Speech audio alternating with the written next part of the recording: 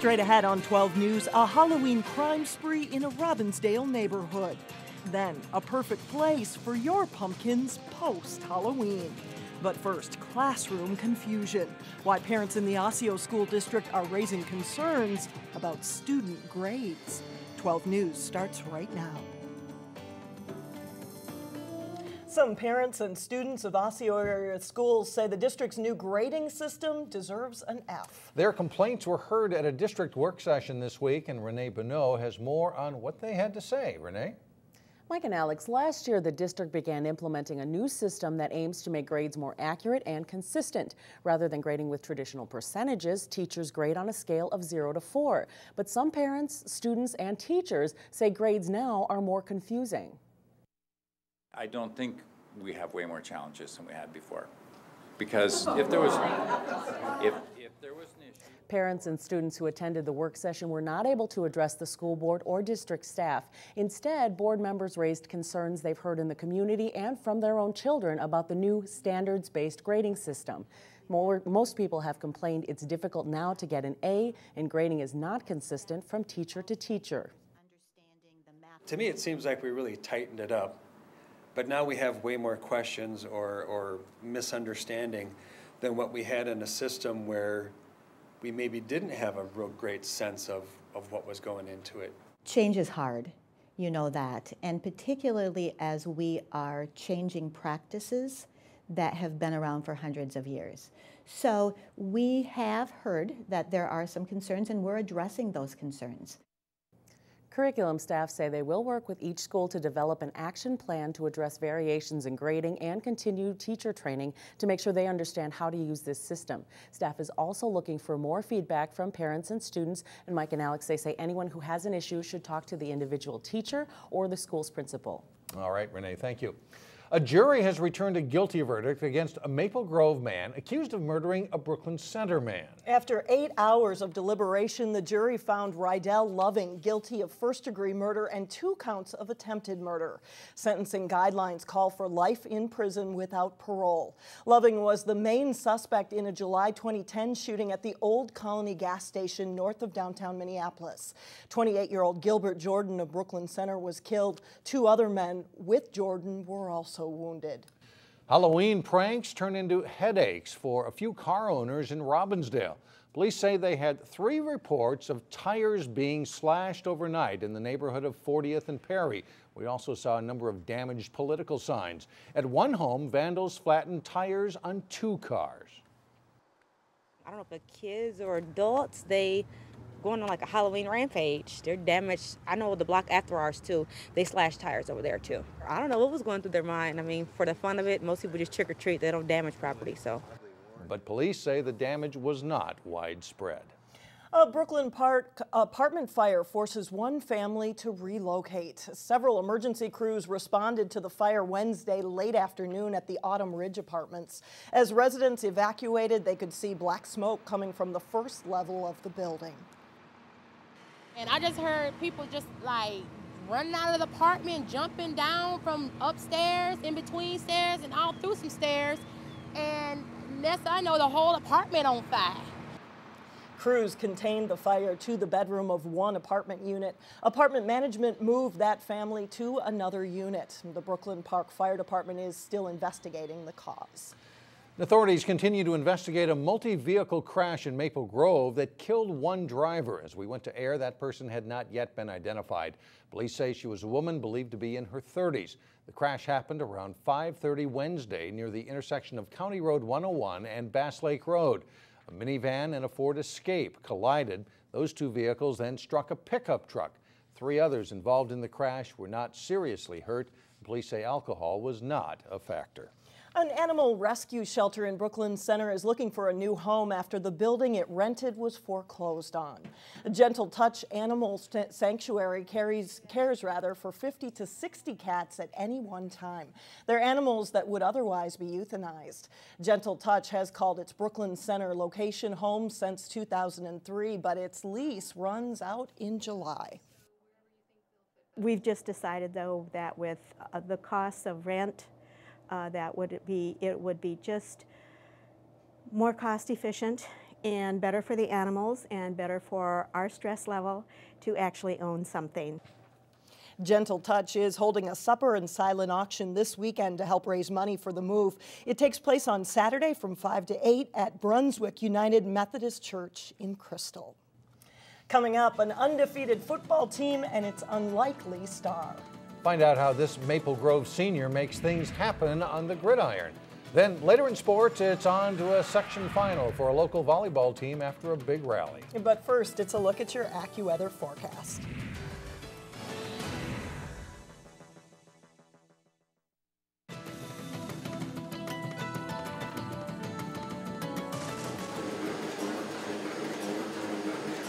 That's the sound of music being made in Plymouth. A company called the ADS Group is printing 35,000 copies of the next Cities 97 sampler. ADS prints them for free, and the CD helps raise money for local charities.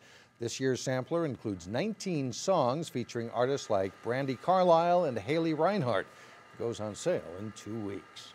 Well, you won't find this week's standout student tooting her own horn. That's right, but make no mistake about it, senior Marissa Lister gets things done. And Maple Grove will get the football right back. On the Maple Grove football field, the most valuable player might just be on the sidelines. I've been around a long time, and there's only a handful of people I've seen in my lifetime that have that ability that she has, and she's got it. She would be senior Marissa Lister. I do it because I love it and I love helping, and my favorite thing about it is I get to see the behind the scenes. A 4-year team manager, she's difficult to spot on the field, and that's just how she likes it. Quietly but feverishly doing her job so that everyone else can do theirs. I want to make sure that everything's set for them, the field's set, they have their water, they're not thinking about where is she, like why don't I have this? I want to be invisible. I don't want them to notice me. She's got a gift. She can organize things, get people to do things, and does it in a way that no one takes offense. Yeah. She's at every single practice, organizes a group of 80 super fans each week, and that's just for football. She's also a nearly straight-A student and state qualifying track captain who's fueled by helping others. I want things to be easier for people. I want to make sure that what they're doing they're enjoying and that they're not getting discouraged.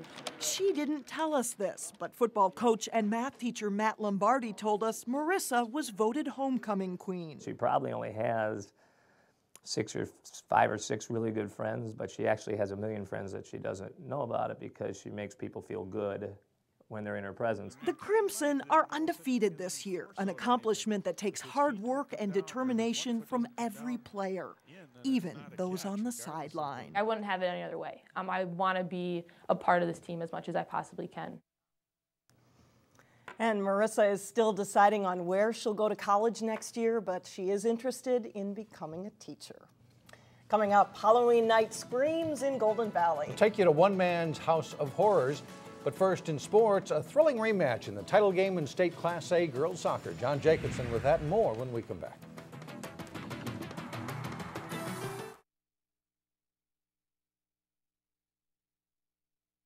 This time of year, the football matchups just get better and better. And this upcoming game, Champlin Park and Wayzata, no exception. No, it should be a good one. They have become annual foes in the playoffs, too. Wayzata's football team is annually contender to win it all in the state. The Trojans face a familiar playoff rival Friday night when they host Champlin Park.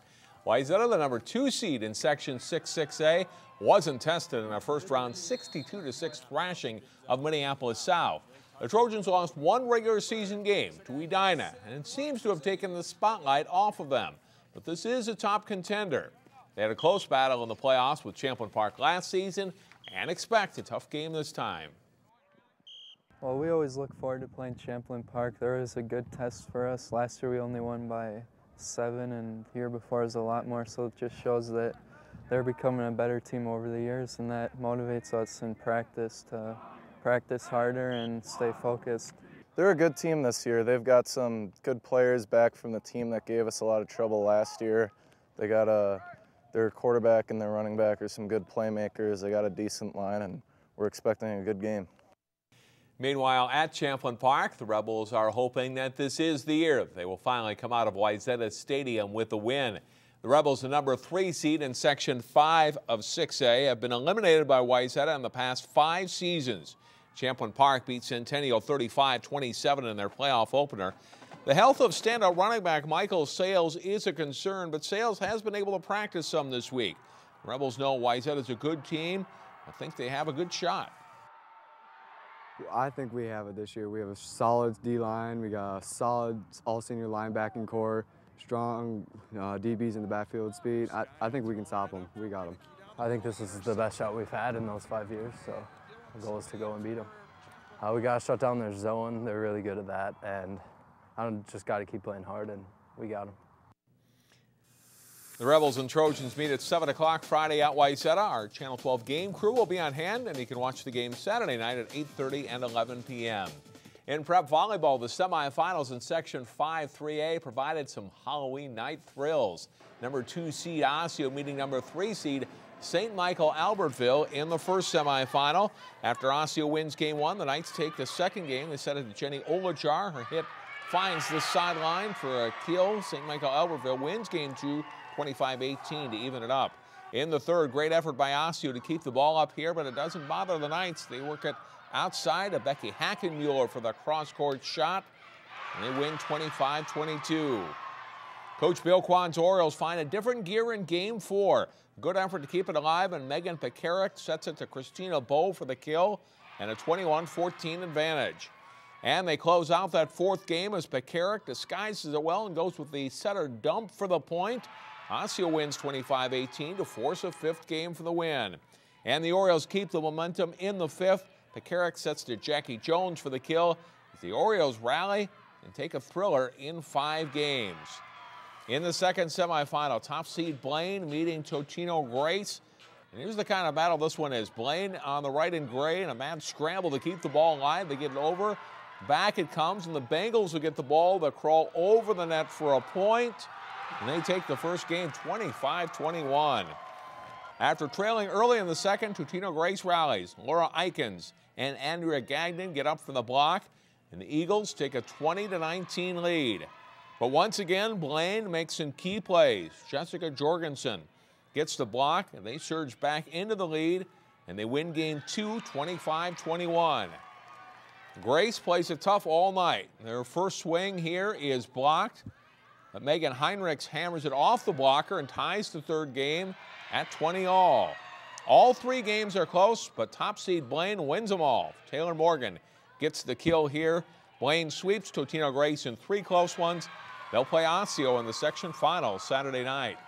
The top 2 seeds made it to the finals in the state Class A girls soccer tournament, and it was a rematch of last season. Top-ranked Benilde St. Margaret's facing number 2 Blake today. The Bears get on the board first. The ball comes to Hannah Randolph. Her long shot here. Caroms off the crossbar right to Lydia Sutton, who buries the rebound. Blake leads 1-0 11 minutes into the match. Benilde ties it up 13 minutes later. Dana Buckhorn's free kick deflects to Kelly Panic, who scores. The junior ties the match at 1, and that's the score at halftime.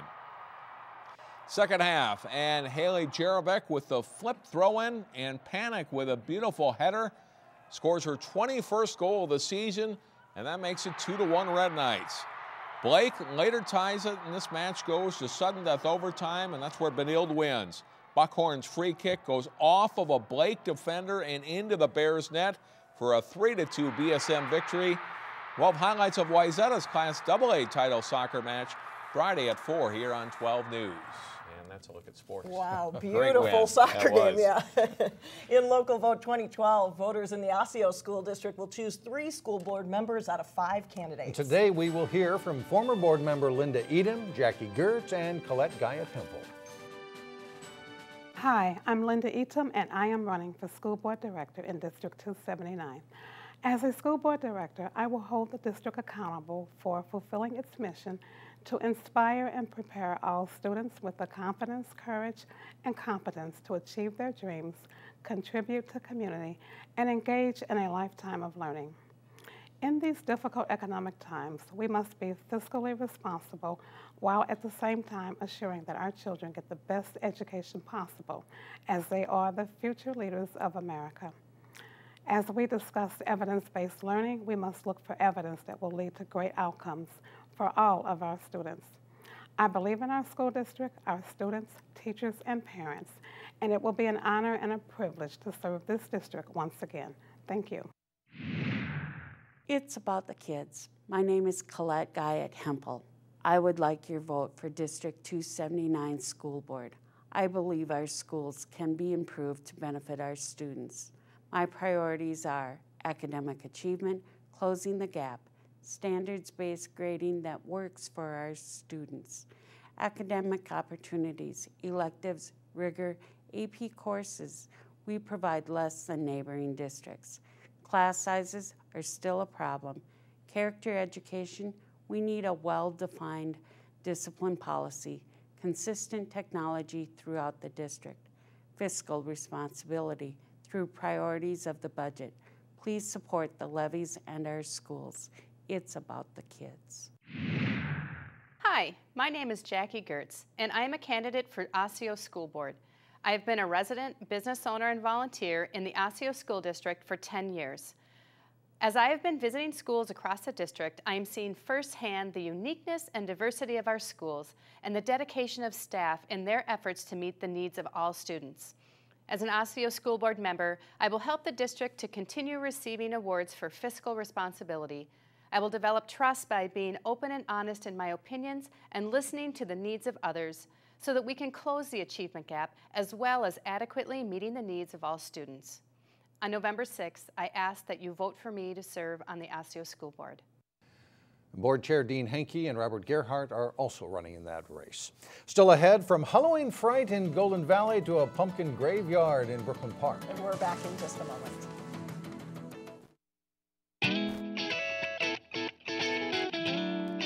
I loved Halloween as a kid. I used to love getting scared. And now Brian Wright shares that love of fright with hundreds of other people every Halloween. He calls his haunted house the Winnetka Frights Cemetery. And it was in full force in Golden Valley last night with a steady stream of visitors. But now that Halloween is over, what do you do with the jack-o'-lanterns on your doorstep? Well, here's an easy solution. Residents of Brooklyn Park, Brooklyn Center, Crystal, and New Hope can drop off pumpkins in Central Park. It's located right across from the Operations and Maintenance Building on Noble Avenue. You can recycle your pumpkin for free. The great thing about the pumpkins coming here is it's less waste going into the waste system. They're not going to be put in a landfill just to sit, for 30 years. So they're getting put to a beneficial use. 10 to 20,000 pounds of pumpkins are recycled each year, and you can just chuck them in the bin until Wednesday, November 7th. That might be the most fun. Yeah. That's it. We'll see you back here tomorrow.